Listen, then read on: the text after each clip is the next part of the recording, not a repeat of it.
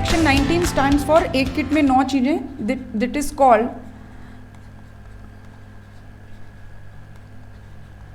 Set of articles. It is called set of articles. कई बार क्या होता है कि हम ना इंडिविजुअल गुड्स इंपोर्ट नहीं करते, हम एक साथ article set of articles import करते हैं। Set of articles means it contains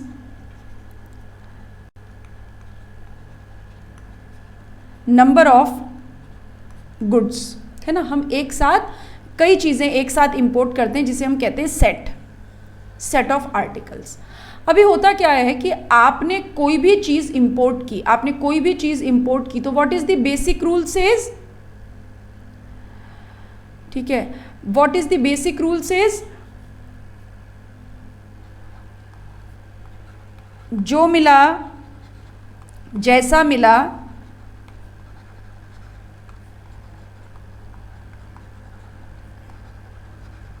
जितना मिला, जो मिला, जैसा मिला, जितना मिला। यानी आप जो भी आर्टिकल इंपोर्ट कर रहे हैं, जब भी वो आर्टिकल आप इंपोर्ट करेंगे, उस आर्टिकल को इंपोर्ट करने के बाद आपको ड्यूटी पे करनी है उस चीज़ पे जो कि आपने इंपोर्ट की है। इन सेंस व्हाट, जैसे मैं कोई भी एक चेयर इंपोर्ट करूं, या मैं एक लैपटॉप इंपोर्ट करूं, या मैं एक फ़ोन इंपोर्ट करूं, मैं एक टीवी इंपोर्ट करूं, मैं कोई भी चीज़ इंपोर्ट करूं, जब भी मैं कोई गुड्स इंपोर्ट करती हूँ, इंपोर्ट करने के बाद जब मैं उस गुड्स को होम कंजप्शन के लिए क्लियर कराऊंगी, तब मुझे ड्यूटी का पेमेंट करना पड़ेगा, ठीक है। अब इंडिया में हर टैक्स सेल्फ असेसमेंट बेसिस पे डिपॉजिट होता है, हर टैक्स सेल्फ असेसमेंट बेसिस पे डिपॉजिट होता है। इसका मतलब अगर मैं कोई गुड्स इंपोर्ट कर रही हूँ, ठीक है, अगर मैं कोई गुड्स इंपोर्ट कर रही हूँ, तो फिर उस केस में मुझको ड्यूटी का पेमेंट करना पड़ेगा और खुद ही डिसाइड करना है कि कितनी ड्यूटी देनी है। और मोदी जी मानते हैं कि आप बहुत ऑनेस्ट हैं, आप ईमानदार हैं, आप सही ड्यूटी का पेमेंट करेंगे। यानी जब भी मैंने कोई गुड्स इंपोर्ट किया, मैं क्या करूंगी, मैं चेक करूंगी कस्टम टैरिफ एक्ट को, ठीक है, क्योंकि कस्टम टैरिफ एक्ट में क्या गिवन होता है, कस्टम टैरिफ एक्ट में गिवन होता है डिस्क्रिप्शन ऑफ गुड्स। मतलब जो भी आप इंपोर्ट कर रहे हैं, उस डिस्क्रिप्शन ऑफ गुड्स के आगे लिखी होती है custom tariff heading. Custom tariff heading का मतलब लिखा होता है 8 डिजिट का एक कोड, ठीक है। और इस डिस्क्रिप्शन के आगे लिखी होती है रेट ऑफ ड्यूटी, या तो परसेंटेज में होगी या पर यूनिट में होगी। यानी जो भी आर्टिकल आप इंपोर्ट कर रहे हैं, आप उसके डिस्क्रिप्शन को कस्टम टैरिफ एक्ट में चेक कीजिए और उसके आगे जो भी रेट ऑफ ड्यूटी लिखी है वो आप पेमेंट कर दीजिए, ठीक है। यानी कस्टम टैरिफ एक्ट को चेक करना और मेरे इंपोर्टेड आर्टिकल्स पे ड्यूटी को चेक करना कि कितनी ड्यूटी मुझे देनी है, ये मेरी रिस्पॉन्सिबिलिटी है, ये मेरी जिम्मेदारी है, ठीक है। गवर्नमेंट कहती है आप खुद ही देखो और सही ड्यूटी का पेमेंट आप करो, क्योंकि अगर गलत ड्यूटी का पेमेंट आपने किया तो फिर इंटरेस्ट पेनल्टी आपको बेयर करनी पड़ेगी। In the same way like income tax, हमें कोई बताता थोड़ी है आके कि भाई इस बार आप 1 लाख रुपए का टैक्स पे कर दो या 2 लाख रुपए का, नहीं। हमारी इनकम होती है, हम ही अपना इनकम टैक्स असेस करते हैं और गवर्नमेंट को ईमानदारी से जमा कराते हैं, ठीक। तो यही इंपोर्टेड गुड्स के साथ भी कस्टम टैरिफ एक्ट में रेट ऑफ ड्यूटी और अपने गुड्स के डिस्क्रिप्शन को चेक कीजिए। अब समस्या क्या है, मैंने एक सेट ऑफ आर्टिकल इंपोर्ट किया है और मेरे सेट ऑफ आर्टिकल का मतलब है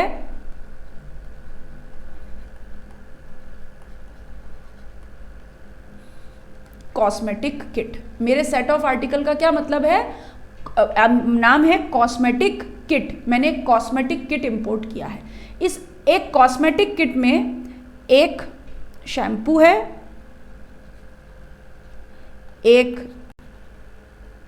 फेस वॉश है, एक हेयर ब्रश है और एक फेस क्रीम है, ठीक है। मेरे कॉस्मेटिक किट में ये 4 चीज़ें हैं, एक शैम्पू है, एक फेस वॉश है, एक हेयर ब्रश है और एक फेस क्रीम है। ये 4 चीज़ें इस किट में आई है, ओके। किट का नाम है कॉस्मेटिक किट और कॉस्मेटिक किट की वैल्यू है 2,000 रुपये, चाइना से इंपोर्ट किया है 2,000 रुपये का कॉस्मेटिक किट। यानी मैं इंपोर्टर हूँ, मुझे ये पता है कि मैं इस कॉस्मेटिक किट को 2,000 रुपये में इंपोर्ट कर रही हूँ, ठीक है। अब मैं पोर्ट पे कॉस्मेटिक किट क्लियर कराने गई, मुझे क्या करना है, मुझे ड्यूटी का पेमेंट करना पड़ेगा। बीइंग एन इंपोर्टर मुझे ड्यूटी का पेमेंट करना पड़ेगा, ठीक है।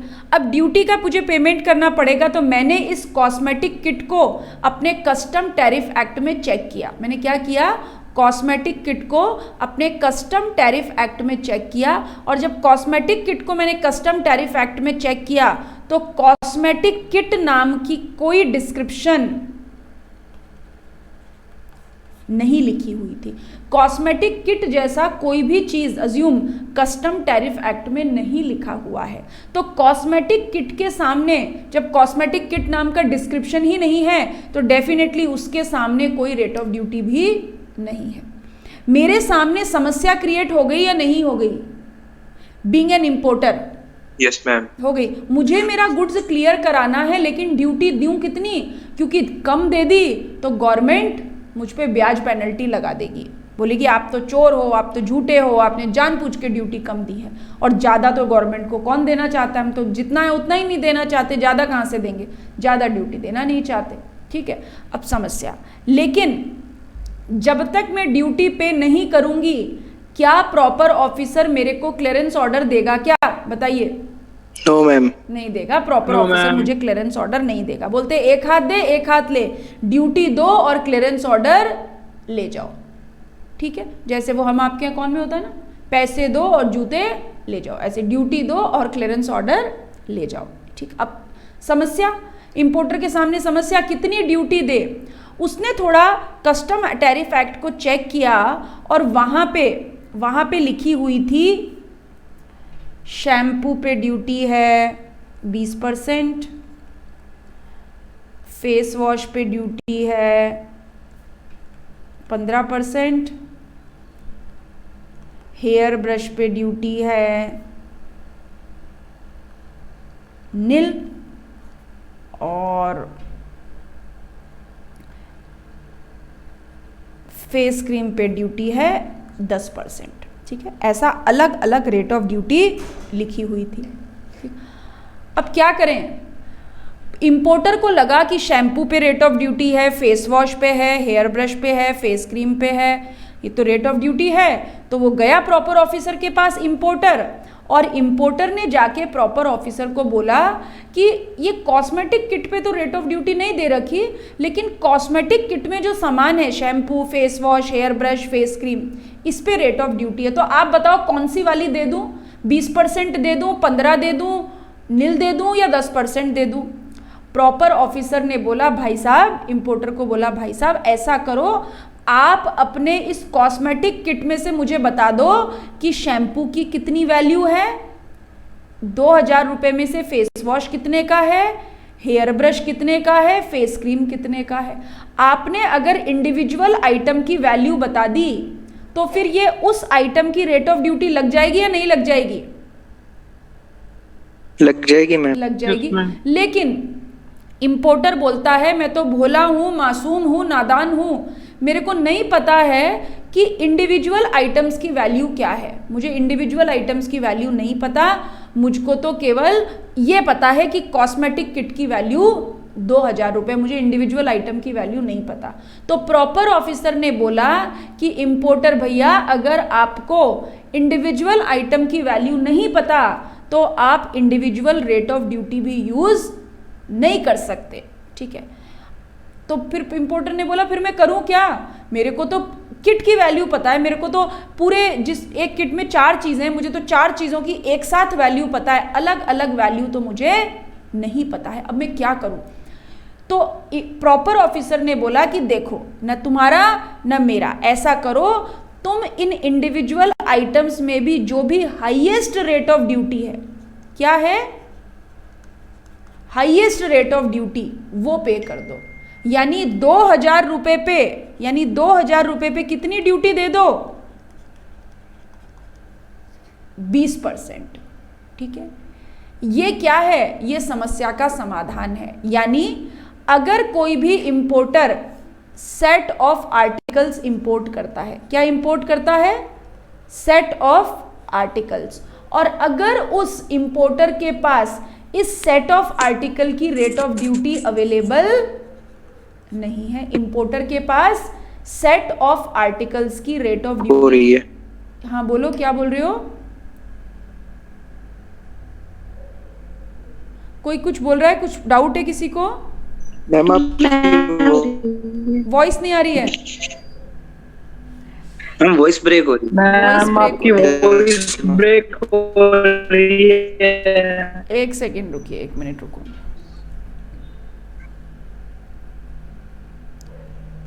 ये थोड़ा सा वेदर का इशू है, 1 मिनट, जस्ट मिनट वेट।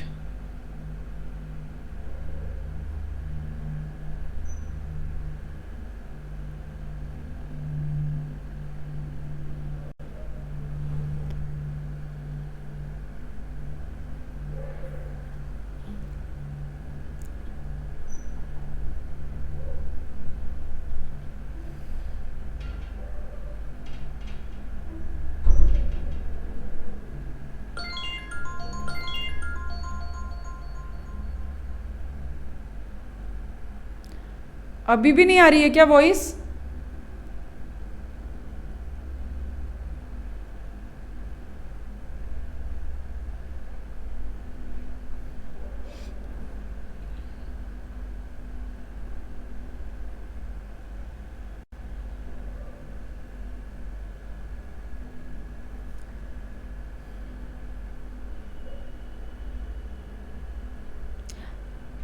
ना ओके, अभी ऑडिबल है? Okay ma'am. हाँ ओके। तो मैं क्या बोल रही थी कि इंपोर्टर ने सेट ऑफ आर्टिकल इंपोर्ट किया है। क्या इंपोर्ट किया है? सेट ऑफ आर्टिकल, ठीक है। लेकिन सेट ऑफ आर्टिकल की रेट ऑफ ड्यूटी अवेलेबल नहीं है। किसकी ड्यूटी अवेलेबल है? इंडिविजुअल आर्टिकल्स की रेट ऑफ ड्यूटी अवेलेबल है, बट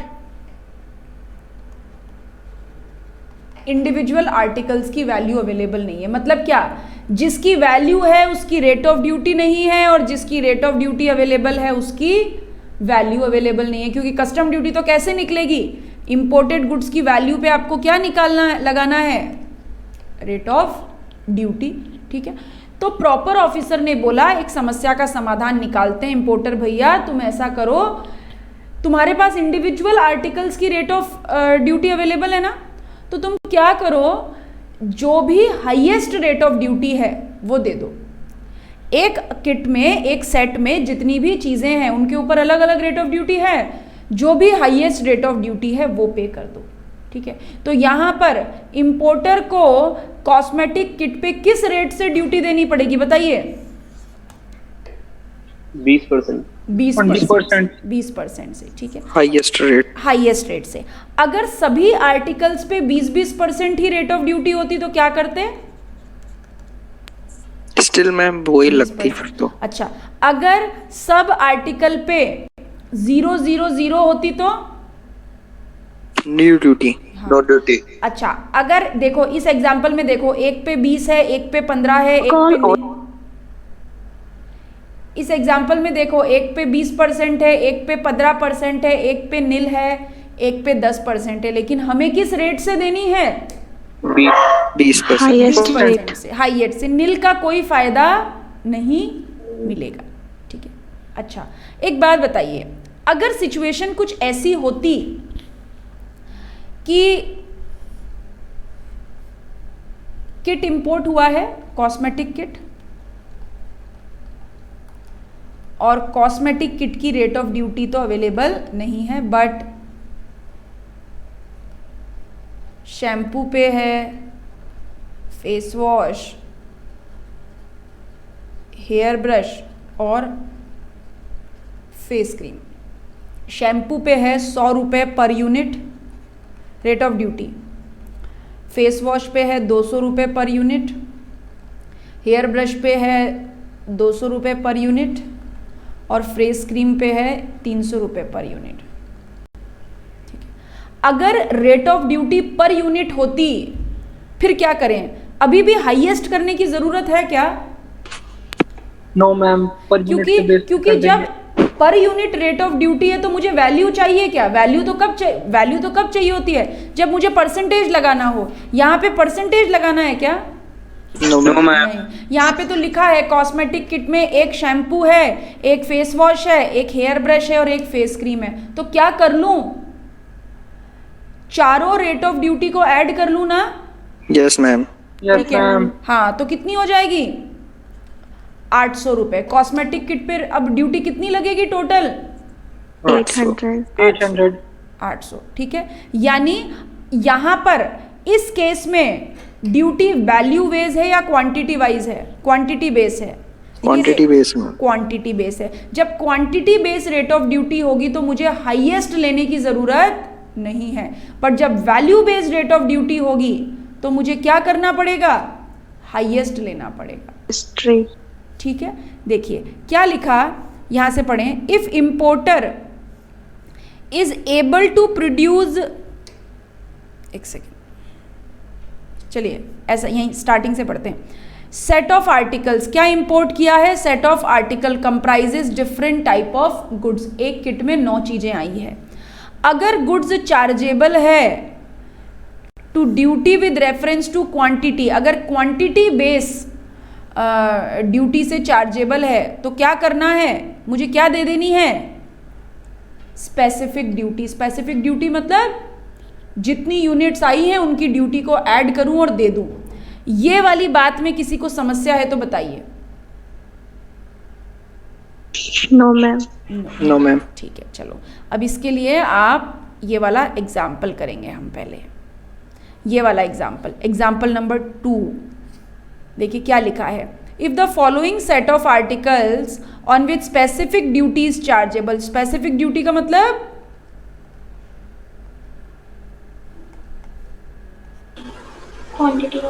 क्वांटिटी बेस्ड। ठीक है, imported and a lump sum amount 10 lakh, यानी जब जो एक सेट ऑफ आर्टिकल आया है उसकी वैल्यू कितनी है? 10 लाख रुपए, without assigning individual value to each of the article. यानी इस एग्जाम्पल में मेरे पास सेट की कीमत अवेलेबल है या इंडिविजुअल आर्टिकल की? सेट की। सेट की।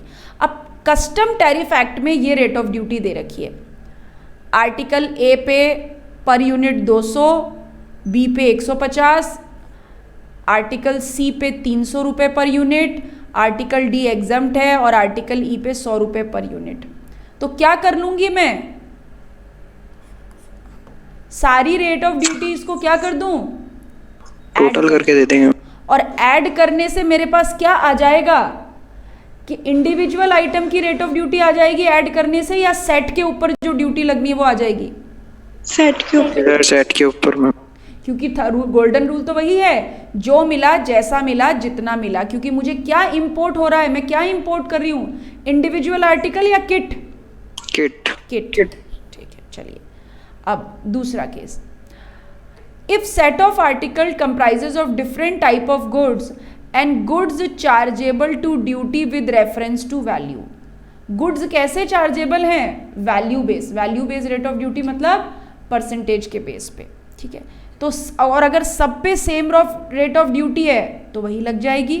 अगर डिफरेंट रेट ऑफ ड्यूटी है तो कौन सी वाली लगेगी? हाईएस्ट। और articles which are not liable to duty, अगर कोई आर्टिकल 0 ड्यूटी है तो भी उसको कैसे ट्रीट करेंगे? हाईएस्ट रेट की तरह। हाईएस्ट। ठीक है, अच्छा ये फॉर्मूला कब लगेगा?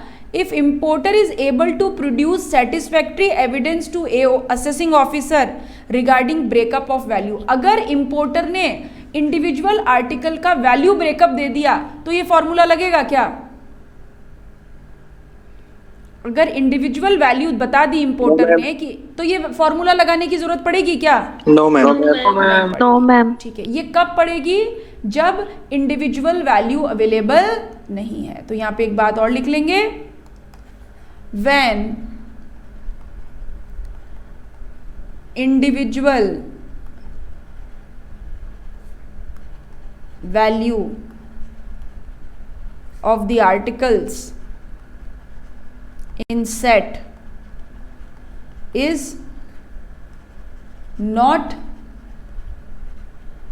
अवेलेबल। ठीक है, जब सेट में इंडिविजुअल आर्टिकल्स की वैल्यू अवेलेबल नहीं है तो फिर ये फॉर्मूला एप्लीकेबल होगा। मैम हाँ बोलिए। मैम ये जब अगर इसमें सब में 0 होता है तो फिर ड्यूटी भी नहीं लगती है? हाँ ड्यूटी भी नहीं लगेगी, बिल्कुल ठीक नितिन, ड्यूटी भी नहीं लगेगी तब।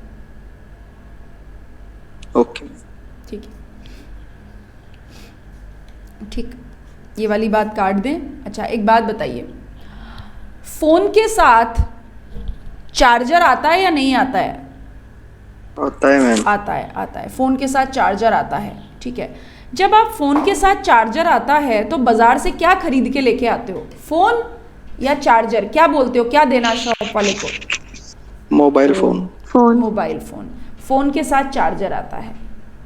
ठीक है, ये चार्जर उसका एसेंशियल पार्ट है या नहीं है? है मैम। है। एसेंशियल पार्ट है, चार्जर फोन का एसेंशियल पार्ट है। जब चार्जर फोन का एसेंशियल पार्ट है और फोन की कीमत में ही चार्जर की कीमत भी शामिल है तो रेट ऑफ ड्यूटी किसकी लगनी चाहिए? फोन की। क्योंकि ड्यूटी किस पे देनी है? गोल्डन रूल तो वही है, जो मिला, जैसा मिला, जितना मिला। यानी आप मार्केट से जब फोन खरीद के लेके आते हो तो ड्यूटी किस पे दोगे? फोन पे दोगे। ठीक है, अच्छा नाउ फोन के साथ ईयरफोन आते हैं? पहले आते थे, अब नहीं आते मैम। अच्छा चलिए मान लेते हैं किसी सेट में आते हैं, फोन के साथ ईयरफोन आते हैं, तो ईयरफोन इज अ पार्ट और एसेसरी? पार्ट है मैम। मेरे हिसाब से तो एसेसरी है। एक्सेसरी बिना ईयरफोन के भी फोन चलता है ना, it is a accessory. Yes ma'am. Accessory, ठीक है। लेकिन जब फोन के पैकेट में ईयरफोन आते थे या कुछ कभी कुछ हैंडसेट के साथ अगर मान लीजिए अभी भी आते हैं, तो हम क्या बोलते हैं मार्केट्स में शॉप वाले को, फोन देना या ईयरफोन देना? फोन। देना। ठीक है, फोन के साथ ये जो एसेसरी आ रही है it is a integral part of the phone, तो फिर रेट ऑफ ड्यूटी भी किसकी लगेगी? फोन की। यानी PNA stands for parts and accessories. Parts and accessories, यानी अगर कोई पार्ट्स और accessories are compulsory supplied with the article, मतलब मार्केट में अगर कोई पार्ट या कोई एसेसरी मेन आर्टिकल के साथ कंपल्सरी सप्लाई हो रही है और कोई सेपरेट चार्ज नहीं लिया जा रहा है। देखिए आपको कोई चार्जर फ्री में नहीं देता है, लेकिन क्या आपको बिल में बाइफरगेशन आता है क्या? ये 10,000 का फोन और 1200 का चार्जर, ऐसा नहीं आता है ना? No ma'am. 11,200 रुपए का फोन। तो सेपरेट पार्ट और एसेसरीज का ब्रेकअप अगर अवेलेबल नहीं है तो उस पार्ट और एसेसरी पे भी कौन सी ड्यूटी लगेगी? मेन आर्टिकल वाली। जैसे जब ज्वेलरी खरीदने जाते हैं तो ज्वेलरी के साथ ज्वेलरी का बॉक्स आता है। Yes ma'am. हाँ, आपने लाख रुपए की ज्वेलरी खरीदी, क्या बॉक्स के 500 रुपए अलग से होते हैं क्या? No ma'am. नहीं, तो बॉक्स पे भी कौन सी रेट ऑफ ड्यूटी लगेगी? ज्वेलरी वाली, क्योंकि इट इज अ पार्ट। तो जब कोई मार्केट में अगर किसी भी चीज का ट्रेंड है कि कोई भी पार्ट या कोई भी एक्सेसरी अगर मेन आर्टिकल के साथ सप्लाई होती है तो फिर उसके ऊपर भी मेन आर्टिकल वाली ही रेट ऑफ ड्यूटी लगती है, क्योंकि value wise separately breakup available नहीं होता। ठीक है, ये बात समझ में आ गई? Yes ma'am. कोई डाउट? No ma'am. मैम। ठीक है, तो जो हम सेक्शन की टेबल हम बना रहे थे, सेक्शन 19 और लिख लीजिए। एक किट में 9 चीजें, यानी import as a set of articles. Import as a set of articles.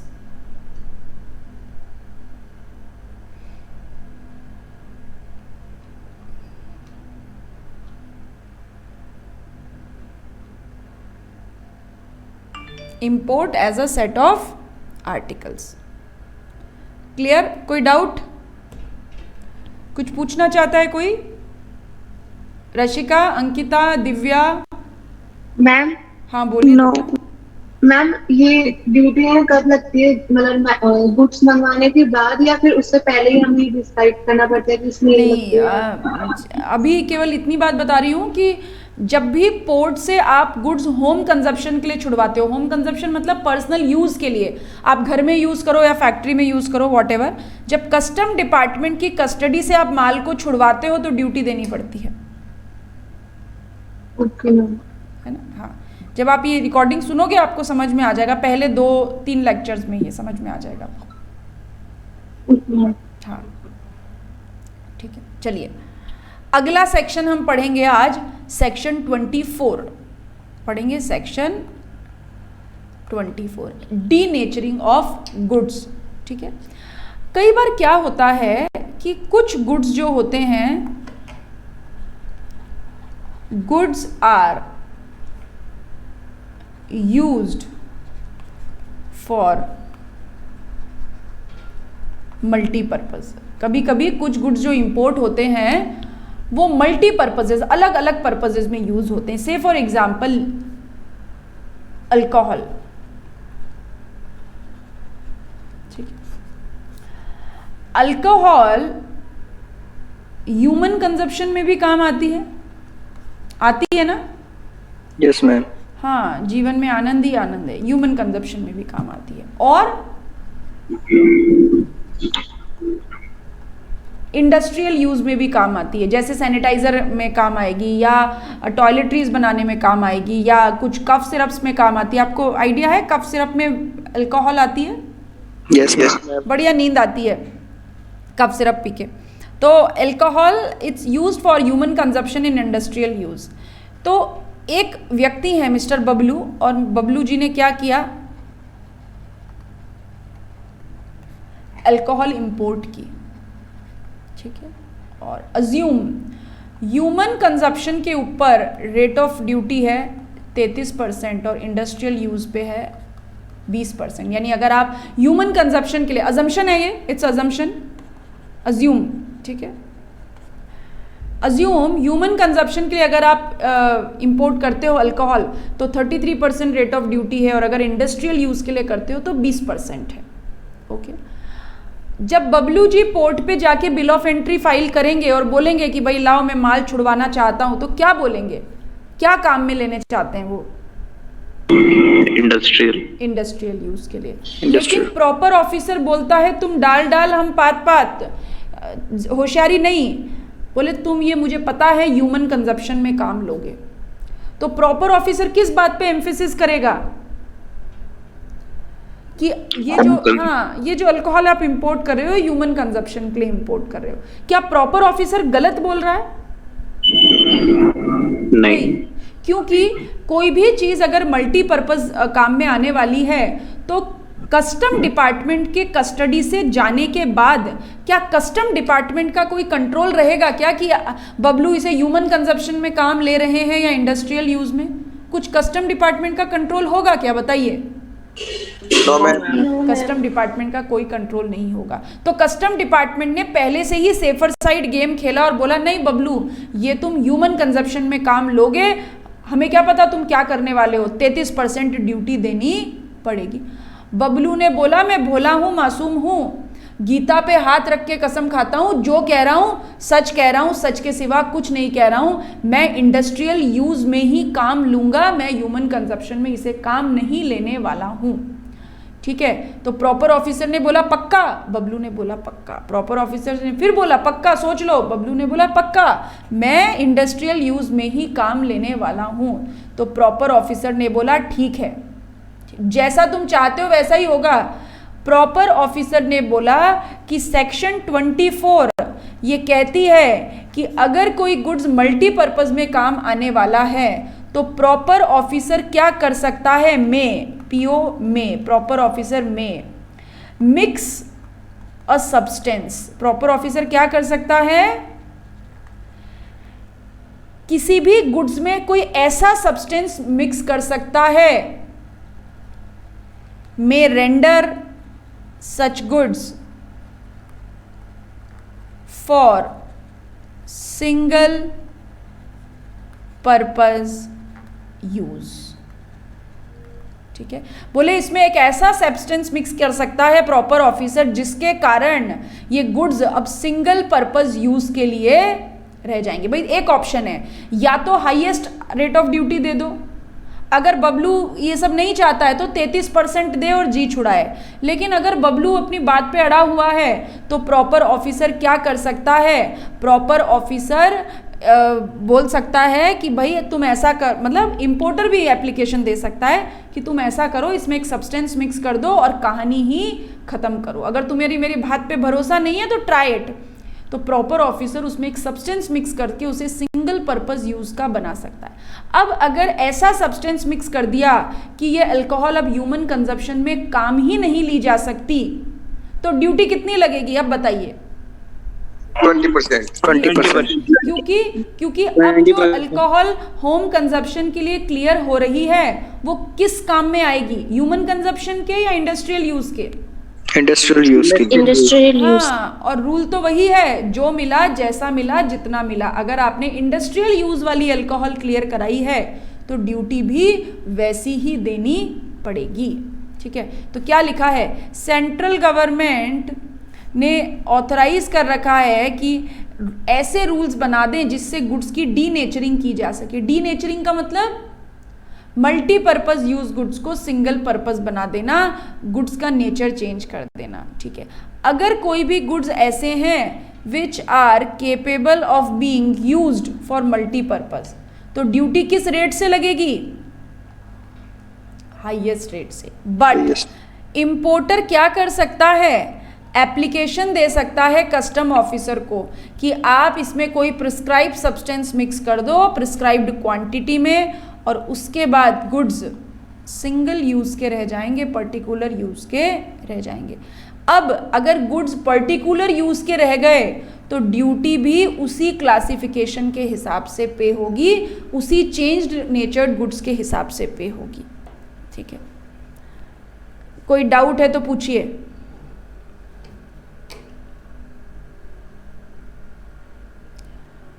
Denaturing,